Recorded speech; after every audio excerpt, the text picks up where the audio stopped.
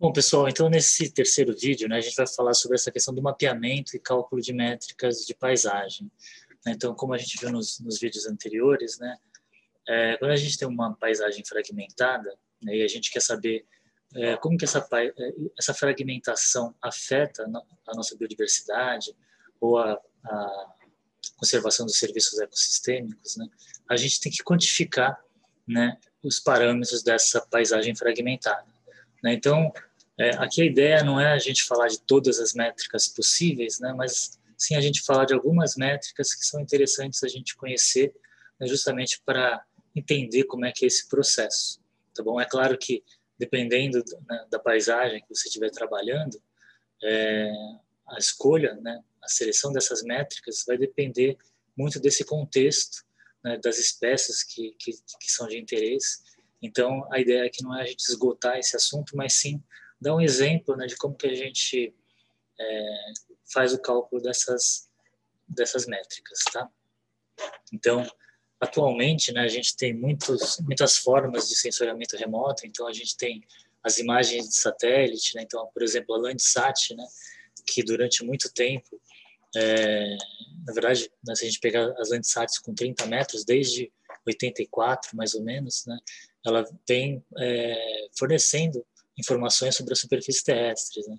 Então, boa parte dos mapeamentos realizados para conservação, até hoje em dia, são oriundos desse mapeamento das Landsats, né? Então, é um sistema muito importante, né, se a gente pensar nessa questão de planejamento e de conservação da biodiversidade de serviços ecossistêmicos, tá?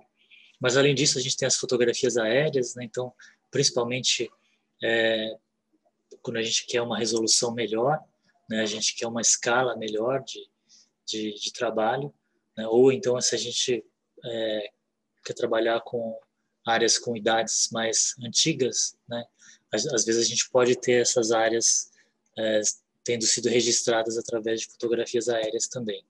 Atualmente, né, a gente tem trabalhado muito com drones também, que fornecem imagens de alta qualidade, com super resolução. É claro que tem essa questão da área, né, do tamanho, né, da extensão que essa área é mapeada também, tem algumas limitações, mas de qualquer maneira é uma forma hoje em dia de obter imagens com super qualidade a preços acessíveis também. A gente tem os radares também que servem para mapeamento, né, de fragmentação, por exemplo. A gente tem o LiDAR, né, que tem várias utilidades também, e conforme a gente mostrou no vídeo anterior, né, aquele estudo que eu falei sobre a questão do carbono, né, da biomassa na Amazônia, foram obtidos através de mapeamentos de LiDAR. Né? Então, a partir de parâmetros, né, da nuvem de pontos geradas pelo LiDAR, eles fizeram uma estimativa da biomassa. Tá? Então, a gente tem várias as fontes de informação hoje em dia que podem ser trabalhadas para a gente conseguir, então, fazer o nosso mapeamento. Tá? São as fontes de mapeamento, então. Aqui só para ilustrar, né, lá no Pontal do Paranapanema, como que a gente poderia fazer esse tipo de mapeamento, né? Então, aqui a gente tem uma imagem de satélite, que é uma Landsat. Então, a gente observa que a gente tem vários tipos, né, de uso do solo aqui. Então, a gente tem áreas de floresta, que estão em vermelho aqui. A gente tem áreas de pastagem, áreas de agricultura, né, áreas com água. Então,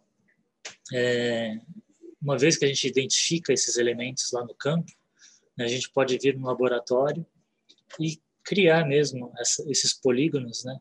E aí, a partir de programas específicos, né, a gente fazer uma classificação de imagem a partir dessas amostragens. Né? Então, aqui a gente fala assim, bom, aqui é uma amostra de floresta, aqui é uma amostra de pastagem, aqui é de agricultura e aqui é de água. Tá? Então, a partir dessa amostragem, eu quero que o programa faça uma classificação, né, e faça uma extrapolação para toda a minha imagem. Né? Então, a partir dessas amostras, ele faz uma inferência para toda a imagem. E aí a gente tem uma classificação supervisionada. Tá? Então, isso é uma forma, né, da gente fazer esse mapeamento, por exemplo. Tá? É claro que a gente poderia fazer de outras maneiras também. A gente poderia fazer uma interpretação visual, onde manualmente a gente vai lá e desenha todos os fragmentos florestais. tá? É uma outra técnica, também é possível fazer, vai ser mais demorado, né, de fazer isso. Talvez tenha menos erros do que uma classificação supervisionada, né, mas quando a gente tem grandes áreas, né, muitas vezes a classificação supervisionada é interessante justamente porque você não precisa fazer um a um, né, o contorno de todos os fragmentos. Tá? Então, a gente utiliza as informações que estão nas imagens de satélite. Então, como a gente está observando aqui, né? Então, a partir dessa imagem de satélite, para a região, a gente faz um mapa de uso do solo, por exemplo, onde ali a gente tem a matriz, a gente tem os remanescentes florestais, e a partir daí, então, é que a gente vai fazer os nossos cálculos, né, as quantificações das métricas de paisagem.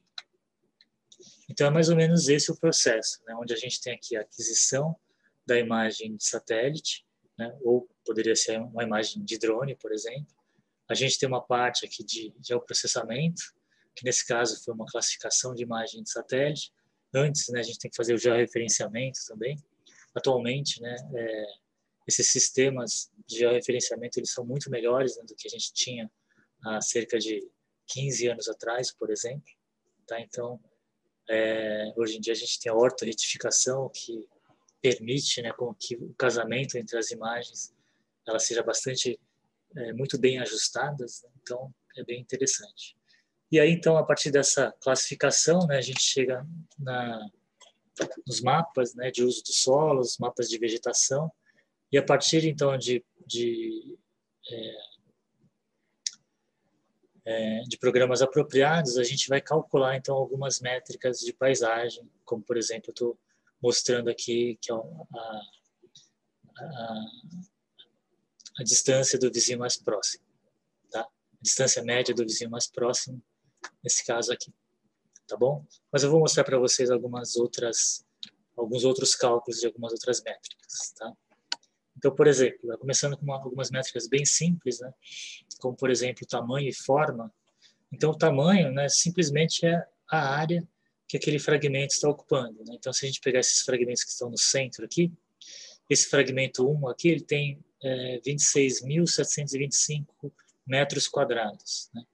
Esse outro fragmento, o fragmento 2, ele tem 25.150 metros quadrados, né? Então, em termos de área, eles estão até próximos, né? Não tem uma distinção muito grande em termos de área. Mas por aqui a gente já vê que eles têm um formato bem diferente, né? Esse aqui é muito mais compacto, muito mais próximo, né, de um retângulo ou de um círculo, e esse aqui ele é muito mais alongado, muito mais irregular, tá? Então, se a gente olhar, por exemplo, o perímetro desse fragmento é 930, né, que é essa linha que está no entorno aqui do fragmento. Enquanto nesse outro a gente tem 1.445 metros. É uma distância muito maior a ser percorrida, né, se a gente tiver que andar no entorno desse fragmento, vai ser uma distância muito maior, tá? E uma forma da gente calcular, então, o quanto, né, que varia essa forma dos fragmentos, é a gente usar a razão perímetro-área, tá? Então, nesse caso aqui, simplesmente a gente pega o perímetro, 930, e divide pela área, que é esse valor aqui de área em metros quadrados, tá? E faz a mesma coisa com esse outro fragmento. Então, se a gente observar, esse valor aqui da razão perímetro-área, ele é muito maior do que esse aqui, né? Então, quase o dobro, né? Justamente porque ele é muito mais irregular, tá? Ou seja, apesar desse fragmento ser menor, o perímetro dele é muito maior do que o perímetro desse aqui, tá? Só que aí tem um problema, né? Porque quando a gente trabalha com perímetro área, na verdade, se a gente estiver comparando fragmentos de tamanhos semelhantes, tudo bem, né? Então não tem problema. Só que a partir do momento que você tem fragmentos de tamanhos diferentes, isso se torna um problema, né? Porque, por exemplo, né, se você pegar um fragmento redondo, né, pequeno, comparar com outro fragmento redondo, só que bem maior, né, teoricamente, o que deveria acontecer? Né? Como eles têm a mesma forma, então, teoricamente, eles deveriam ter a mesma relação perímetro-área, né? Ou seja, o mesmo índice de forma, na verdade. né? Só que o que acontece? Mas, na verdade, isso não acontece porque conforme você vai aumentando o tamanho desse fragmento, na verdade, o perímetro ele aumenta linearmente e a área aumenta ao quadrado, né? E como esse índice é o perímetro dividido pela área, então, na verdade, ele vai se diferenciando, né? Esse índice vai se diferenciando conforme você aumenta o tamanho do fragmento. Tá? Então, você vai ter, na verdade, mais área do que em relação ao perímetro, conforme você vai aumentando o tamanho desse fragmento, embora os dois tenham a mesma forma. Tá? Então, um jeito, né, da gente tirar esse efeito da área é usar, por exemplo, esse outro índice, que é o índice de forma, né, o Shape Index, né, que nesse caso aqui ele deu 1,6 e aqui 2,6. Tá? Se a gente observar, né, a relação que a gente observa é semelhante. Né? Então, aqui você tem quase 3 vezes o valor desse índice para esse primeiro fragmento. Tá? Eu vou mostrar no próximo slide como é que a gente calcula esse índice de forma. Tá? Vamos pegar uma figura mais simples, né, só para a gente entender direitinho como é que a gente faz esses cálculos. Tá? Primeiro, fazer a razão perímetro-área, né, que é mais simples. Né, que nesse caso aqui, a gente tem fragmentos, né, vamos dizer que cada um desses aqui é um fragmento. Se a gente contar a quantidade de quadradinhos, a gente vai ver que todos eles têm 36 quadradinhos. Né? Então, eles têm a mesma área. Tá? Só que eles variam em termos de perímetro. Né? Esse aqui tem 24 unidades, né, de distância. Então, aqui, ou seja, 24 lados. Tá? Esse aqui tem 30, porque ele é mais alongado. Então, a gente vê que já é maior o perímetro desse daqui. E esse aqui, como ele é muito mais irregular, ele tem 34. Tá? Então, se a gente fizer a razão perímetro-área, a gente vai ter esses valores aqui, 0,67, 0,83, 0,94. Ou seja, quanto maior o valor, significa que mais irregular ele é, porque você tem mais perímetro em relação à área. Tá? O que é a relação,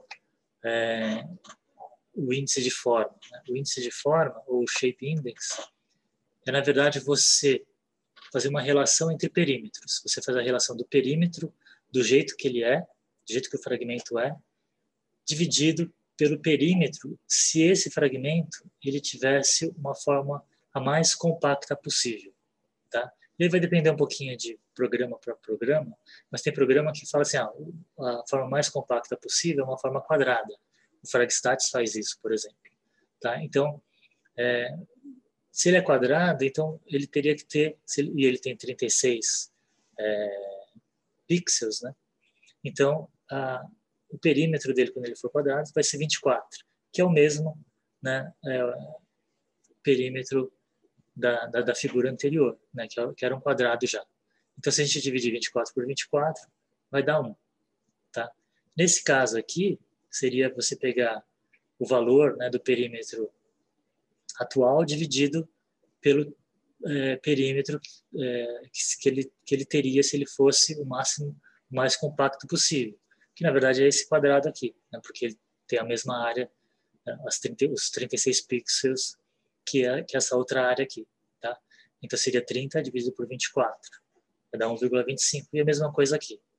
Né? Então eu tenho 34 de perímetro, se ele fosse quadrado seria 24, então vai dar 1,42. Tá? Então, é uma forma de ele não ficar relacionado com a área, mas sim com o perímetro, né, tendo como referência se ele tivesse um formato o mais compacto possível, né, se ele fosse da mesma área. Tá? Então, tem alguns outros programas que, por exemplo, ele leva em consideração se o fragmento ele fosse redondo, né, que na verdade é a forma mais compacta. Tá? Então, mas aí, na verdade, assim, não vai variar muito em termos de interpretação. Tá? Quer dizer, a interpretação vai ser a mesma, né? Só os valores vão ficar um pouquinho diferentes, tá bom? Mas é isso, né? Então, quanto maior o valor, mais irregular ele é, representando essa irregularidade, então, dos fragmentos. Aqui, né, um outro um outro índice, né? Aqui a gente tem o índice de área, que a gente já viu. Então, por exemplo, esse fragmento aqui tem 1.200 hectares. E tem um índice de isolamento, né? Que é o Mean Proximity Index, que é o índice de proximidade médio, né? O que a gente vai fazer? Que é uma somatória de todos os fragmentos, né, que estão dentro de um raio de busca. Tá? Nesse caso aqui, o raio de busca é de 2 km. Tá? Então, essa sombra que a gente está observando aqui é esse raio de busca de 2 km a partir da borda do fragmento. Tá? Então, todo fragmento, né, que estiver em volta dele, que tiver a menos de 2 km, ele vai contabilizar ali na conta. Tá? Então, por exemplo, né, ele pegou aqui, ó, fragmento A1, A2, A3 e A4. Então, ele vai pegar... então, a conta é a área do fragmento dividido pela distância ao quadrado. Né? Então, ele pega a área desse fragmento 1 dividido por essa distância ao quadrado. Como é uma somatória, né, ele vai fazer mais a área do fragmento 2 dividido pela distância ao quadrado, mais a área do fragmento 3 dividido pela distância ao quadrado, mais a área do fragmento 4 dividido pela distância ao quadrado. Tá? Se eu quero uma média, eu divido pelo número de fragmentos que estão ali no entorno, né, dentro desse raio de busca, que seriam 4. Tá? Ou seja, então significa que se eu tenho fragmentos que são grandes e que estão próximos desse fragmento, significa que ele está menos isolado. Né? Então, esse número vai ser mais alto. Tá? Então, quanto maior for esse valor, significa que menos isolado ele está. Tá bom? Então, essa é uma forma da gente calcular o grau de isolamento desse fragmento. Bom, aqui só para a gente ilustrar, então, né, o cálculo. Então, vamos supor que a gente pega uma determinada área, né, uma determinada paisagem. Isso aqui são dados lá do Map Biomas, né, que utiliza a Landsat para fazer os mapeamentos. Então, eu fiz um recorte, né, de uma paisagem e quero fazer uma análise de paisagem dessa área. Vamos supor que eu quero saber quais são as áreas que possivelmente contêm uma maior diversidade de espécies, tá? Sem ter ido lá e sem ter amostrado de fato essas áreas. Né? Como que a gente pode descobrir? Né? Então, só dando um zoom aqui maior, né, o que a gente pode fazer? A gente pode calcular algumas métricas, né? Porque a gente sabe, né, como a gente já viu anteriormente, que muitos desses parâmetros da paisagem favorecem, né, uma maior diversidade. Então, fragmentos maiores, eles favorecem uma diversidade maior. Se eles estão menos isolados, também a tendência é você ter mais espécies do que fragmentos que estão muito isolados. Tá? Então, o que a gente poderia fazer? Primeiro, eu posso calcular uma métrica bem simples, né, que é o tamanho desses fragmentos. Então, aqui eu tenho um fragmento maior de todos, né, e esse gradiente. Né, então, quanto menor ele for, nesse caso aqui, significa que ele está uma cor mais esverdeada, mais escura. Tá? Então, por aqui a gente já consegue perceber que, pensando só na questão desse parâmetro, né, que possivelmente essas áreas maiores vão conter uma diversidade maior. Tá? Mas eu poderia fazer também calcular um outro índice, como grau de proximidade, que é aquele índice que eu mostrei para vocês agora há pouco, mostrando então como que é essa relação, tá? Dos fragmentos em relação aos outros fragmentos que estão no entorno. E a gente observa, né, da mesma forma, os fragmentos vermelhos, eles são aqueles fragmentos que estão mais próximos de outros fragmentos maiores, né? Então, esses fragmentos aqui, ó, que estão com verde escuro, são fragmentos que são bastante isolados. Tá? E aí a gente poderia, por exemplo, plotar, né, esses valores que a gente encontrou para todos os fragmentos num gráfico como esse, né, onde aqui eu tenho a área e aqui eu tenho o grau de proximidade. Dá para observar, né, que a gente está usando uma escala logarítmica aqui embaixo. Tá? Mas essa é a ideia. Né? Então, aqui à direita estão os fragmentos maiores e aqui para cima são os fragmentos que estão menos isolados. Tá? Então, os fragmentos pequenos e muito isolados, eles estão aqui, que a gente está vendo que é uma boa parte. Tá? Lembrando que cada pontinho desse representa um fragmento nessa minha paisagem aqui. Então são esses, né, esses fragmentos pequenos e muito isolados, né? Eles estão concentrados principalmente nesse quadrante aqui, tá?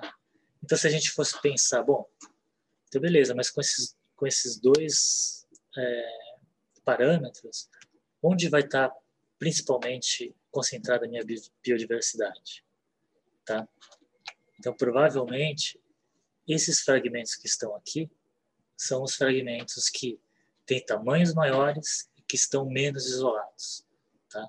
Então, potencialmente, eles são os fragmentos que têm uma concentração maior de diversidade, tá? Sem mesmo a gente ir lá para fazer esse levantamento. É claro que essa minha premissa ela pode estar errada, né? Por que ela pode estar errada? Porque às vezes tem outros fatores que estão influenciando ali, né, que eu não estou vendo, né, por essa análise, que pode influenciar, né, na diversidade. Vamos supor que seja uma área que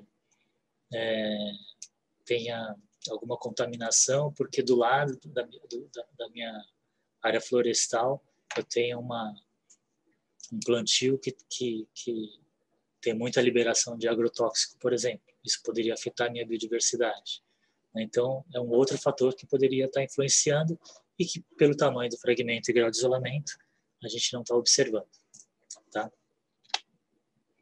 E se a gente jogar, então, esses dados, né, aqui no mapa, a gente vai observar, então, quais são esses fragmentos, né, que têm tamanhos maiores e grau de isolamento menor. Tá? Mostrando, então, aqueles que têm uma maior propensão a concentrar uma maior diversidade de espécies. Tá ok? Bom, pessoal, então era isso, né, em relação a essas métricas e o mapeamento, né? Era só para a gente ter um gostinho, né, de como que a gente pode fazer uma quantificação, então, desses parâmetros da paisagem, lembrando que a partir dessas análises, né, e da quantificação desses parâmetros, é que a gente pode, por exemplo, como a gente fez anteriormente, definir áreas prioritárias para restauração, para conservação e para restauração também. Tá? Então, no próximo vídeo, né, que seria o último vídeo, a gente vai fazer justamente isso. Né? A gente vai pegar um exemplo real, né, prático, da definição de áreas prioritárias para restauração e para conservação. Tá bom? Então, mas eu vou fazer esse intervalo, então, né, parar o vídeo aqui, e aí a gente vai para o último vídeo, que seria o quarto vídeo, então. Tá bom? Abraço, até mais.